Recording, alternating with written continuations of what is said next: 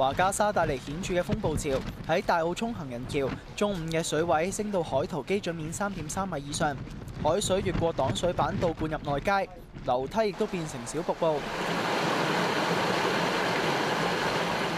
路面亦都出現水浸，水深去到小腿。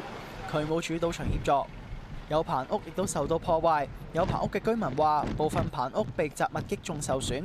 而今次嘅風暴潮雖然較2018年山竹吹襲嘅時候弱，但係水深都嚟到腳眼。又有風又有雨，好大，成晚都係咁喎。又唔係喎，又唔似山竹嗰陣時咁急嘅喎，好慢喎。突然間又漲下咯，又退下咁樣咯。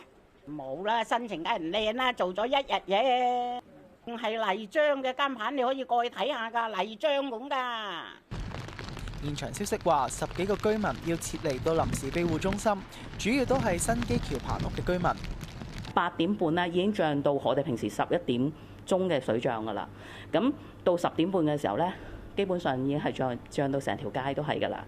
即係好驚浸水，因為點解呢？浸水咧，除咗洗屋之外咧，係冇咗好多電器。大澳街市街嘅商鋪亦都有損失，喺其中一個雜貨店，商戶話曾經短暫停電，損失20到30萬貨物。8點幾開始啦，開始水漲噶啦。8點幾，我哋一夜都冇瞓噶啦，喺度守住咯，嚟得快都幾快下嘅，即係到咗呢啲大髀咯。多數都係嗰啲雜貨之類嗰啲嘢咯。我已經晾到好高噶啦，仲有啊，頭先啲錢衝咗出去，俾人執咗都唔俾翻我。